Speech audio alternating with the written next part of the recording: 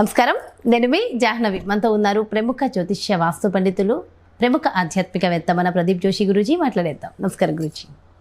శ్రీమాత్రే. గురుగారు, క్రితం వీడియోలో నేను అడిగాను, బట్ సమయం సరిపోక మళ్ళీ ఇప్పుడు అడుగుతున్నాను. ఏంటంటే చాలామంది పాపం ఎవరికో ఇబ్బందులు ఉన్నాయని డబ్బులు సపోర్ట్ చేస్తూ ఉంటారు, కానీ వీళ్ళకి అవసరమైనప్పుడు వాళ్ళు తిరిగి ఇవ్వడం జరగదు. వడ్డీల సంగతి పక్కన పెట్టండి, అసలు కూడా రాదు.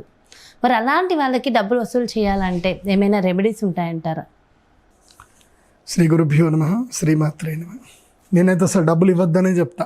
డబ్బుతో ఎప్పుడు వ్యాపారం చేయకండి, వడ్డీ వ్యాపారం అసలు చేయకండి. నేను జాతక ప్రకారం చూసి చెప్తున్నాను. ఎవరైనా సరే వడ్డీ వ్యాపారం చేసి ఆ క్షణానికి వాళ్ళు సంతోషంగా ఉండొచ్చేమో, కానీ ఆ ఏడ్చుకుంటూ వాళ్ళు డబ్బులు ఇస్తారు కదా, ఆ దెబ్బ మీకు ఎప్పుడు కొడుతుంది తెలుసా? కరెక్ట్గా 10 ఏళ్ల తర్వాత కొడుతుంది.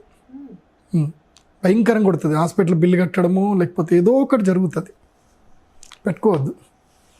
నాకు తెలిసిన ఒక శాస్త్ర పండితుడే ఉన్నాడు, మంచి పండితుడు. ఆయన గురుకులం రన్ చేస్తారు. ఆయన ఊరికే శనిదానాలు తీసుకోవడం చేస్తుంటే నేను అన్న వద్దన్నా, శనిదానాలు మనకు వద్దన్నా, ఏదో మనం యాగాలు చేసుకుందాం. ఎందుకనంటే ఏదో జోషి కావాలి కదా డబ్బులు అని చెప్పేసి అన్నాడు. సరే నీ ఇష్టం అన్నా అని చెప్పాను. వాడి కూతురు, పిల్లలు బస్ కింద పడి చనిపోయింది. కూతురు దారుణంగా చనిపోయింది. ఏం లేదు, బండి మీద వెళ్తున్నారు పిల్లలు, వెళ్ళేటప్పుడు సడన్గా పడిపోయింది, వెనకొచ్చి బస్సు తీసుకెళ్ళిపోయింది. అయిపోయింది. వాడికి ఆ దుఃఖం, ఆ డబ్బులతో తిరిగి పిల్లల్ని పొందలేడు. అట్లా ఈ వడ్డీ వ్యాపారం చేసేవాళ్ళు కానీ, ఎక్కువగా ఇది చేసేవాళ్ళు కానీ, ఎవ్వడికి ఒక దగ్గర ఎక్కడ పట్టని కొడుతుంది. కాబట్టి వడ్డీ వ్యాపారం చెయ్యకండి. ఓకే.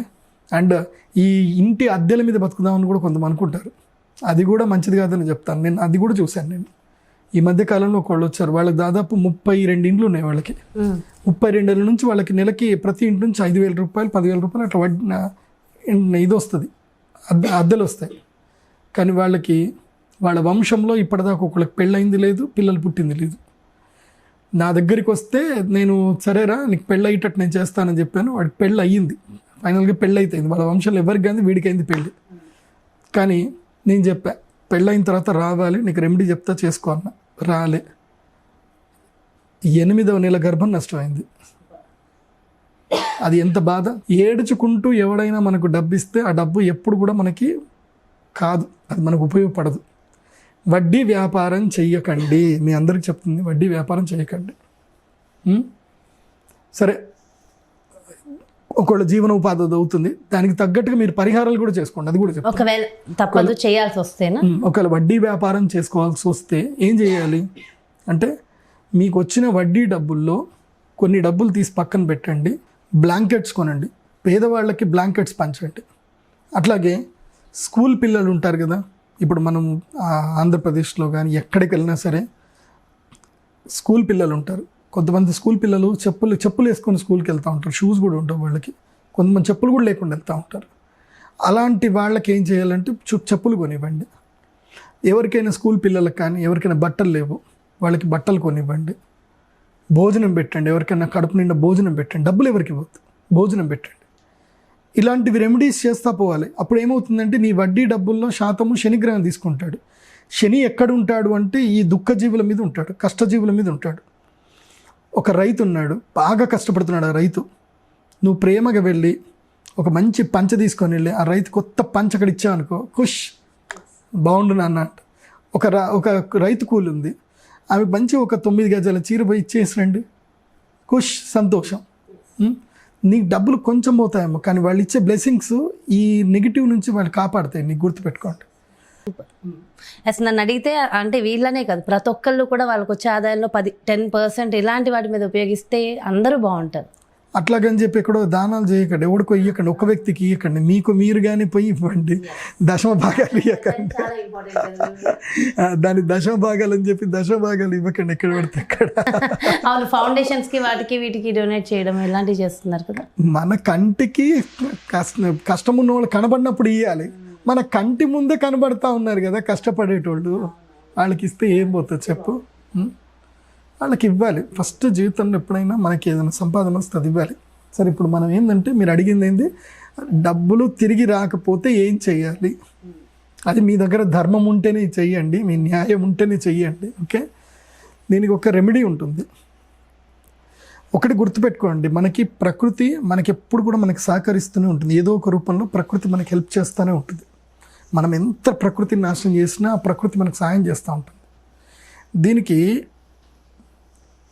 అథర్వణ వేదములో తంత్రగ్రంథంలో కొన్ని రెమెడీస్ చెప్పారు. అంటే మన డబ్బుని, అంటే మనకు సంబంధించిన ఇష్టమైన వ్యక్తులు కానీ మన డబ్బులు కానీ ఏవైనా కోల్పోతే, ఎవరైనా తీసుకెళ్ళిపోతే తిరిగి రప్పించుకోవడానికి మనము శక్తి ఉపాసన చేయాలి.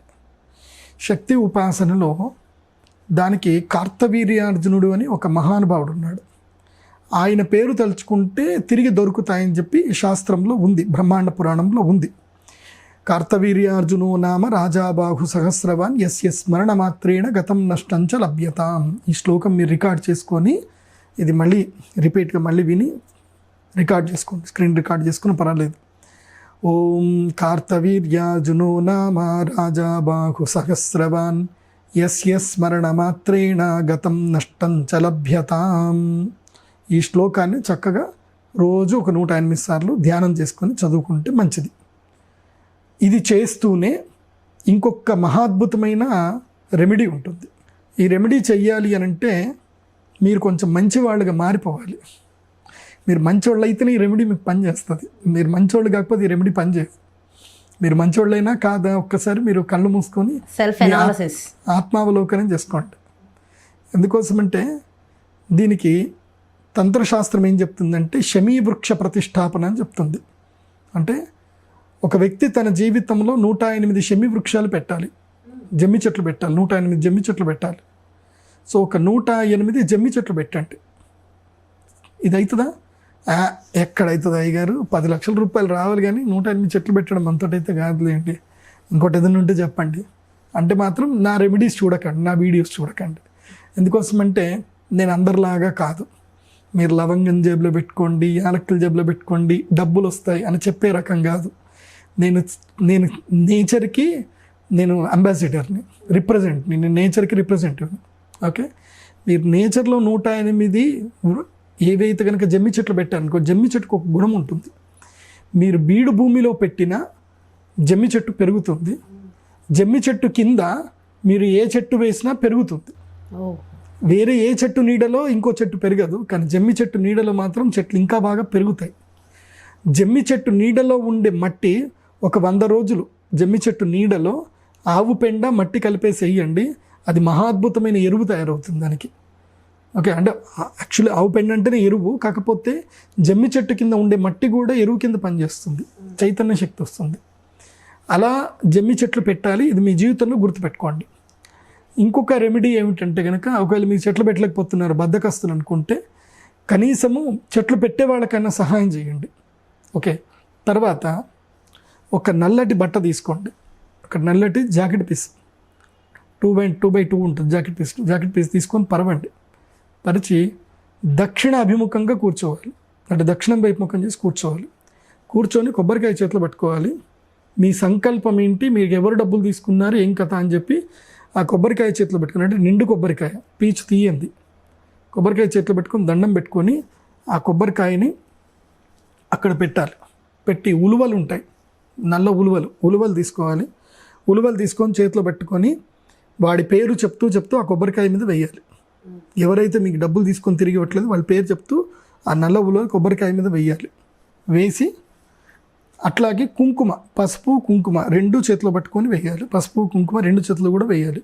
అంటే మీకు డబ్బులు తొందరగా రావాలి అని చెప్పి ఈ యొక్క దత్తాత్రేయ మంత్రం చెప్పండి, సరిపోతుంది. సింపుల్ మంత్రం, ద్రాం దత్తాత్రేయాయ నమః, లేదంటే ఓం క్లీం మహాకాళియై నమః. ఓకే, ఈ మంత్రం చెప్పండి. మీకు ఏది కుదిరితే ఆ మంత్రం చెప్పుకోండి. ఎందుకోసం అంటే కార్తవీర్యార్జునుడి యొక్క గురువే దత్తాత్రేయ స్వామి. మనం కార్తవీర్యార్జునుడికి తలుచుకుంటే తప్పకుండా దొరుకుతుంది. అలాంటిది గురువుని తలుచుకుంటే కార్తవీర్యార్జునుడు పనిచేసి పెడతాడు, ఇంకా డౌట్ లేదు ఇంకా. సో అలా పసుపు కుంకుమ వేయాలి. వేసి తర్వాత నల్లటి పుష్పాలు దొరకవు, ఎర్రటి పుష్పాలు కనుక వేయండి. నల్లటి పుష్పాలు వేస్తే నల్లటివి కానీ బ్లూ రంగు పుష్పాలు వేయాలి. శంకు పుష్పాలు, శంకునీల పుష్పాలు దొరికితే అవన్నీ వేయండి. వేసి ఒక రూపాయి బిళ్ళ వేయాలి. రూపాయి బిళ్ళ వేసి ముడి పెట్టేసేయాలి, కట్టేయాలి. కట్టేసి ఏం చేయాలి, శనివారం రోజున శనివారం రోజున కానీ, పుష్యమి నక్షత్రం రోజున కానీ, ఆర్ద్ర నక్షత్రం రోజున కానీ లేదంటే అమావాస్య రోజున కానీ ఈ రోజులలో ఆ నల్లటి బట్టను తీసుకొని వెళ్ళి జమ్మి చెట్టుకి ముడుపు కట్టాలి. కడితే వెంటనే మీకు శత్రుబాధ నివారణ అవుతుంది, మీ డబ్బులు మీకు తిరిగి వస్తాయి. చాలా మంచి రెమెడీ అండ్ నిజాయితీ అనేది చాలా ముఖ్యం ఈ రెమెడీ చేయాలి అంటే. చాలా చక్కగా వివరించారు గురుగారు. Thank you so much. నమస్కారం. శ్రీమాన్. సో నిజాయితీగా మీరుండి నిజాయితీగా మీకు డబ్బులు రావాలంటే మాత్రం ఖచ్చితంగా గురువుగారు చెప్పినటువంటి ఈ రెమెడీని ఖచ్చితంగా ఫాలో అవ్వండి. ఖచ్చితంగా పనిచేస్తుంది. నమ్మండి, నమ్మకం ప్రధానం. అదేవిధంగా మరి మీ యొక్క జాతకానికి సంబంధించి కానీ లేదా మీ ఇంటి వ్యాపార వాస్తుకు సంబంధించి కానీ గురువుగారిని సంప్రదించాలి. గురువుగారి అపాయింట్మెంట్ కావాలనుకుంటే క్రింద డిస్ప్లే అవుతున్నటువంటి నెంబర్స్కి కాల్ చేయండి. నమస్కారం.